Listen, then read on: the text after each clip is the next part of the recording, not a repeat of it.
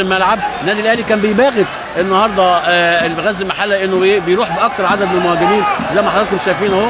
ادي ابراهيم سعيد بيلعب ويلعب كره عرضيه حلوه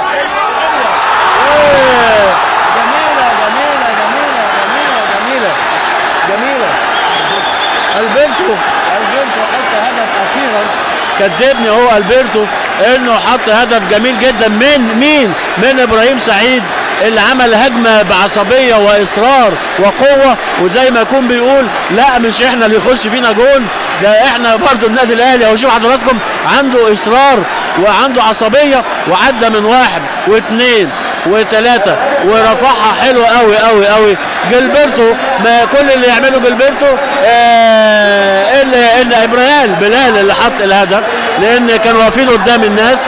لما بنشوفها بلال حط الهدف الثامن ليه احمد بلال الهداف، اللي هم لسه بقول لحضراتكم ان لازم هو اللي اتعمل له الشغل، وادي اول شغل اتعمل له اهو على طول. احمد جوان على راي شوبير ولا احمد بلال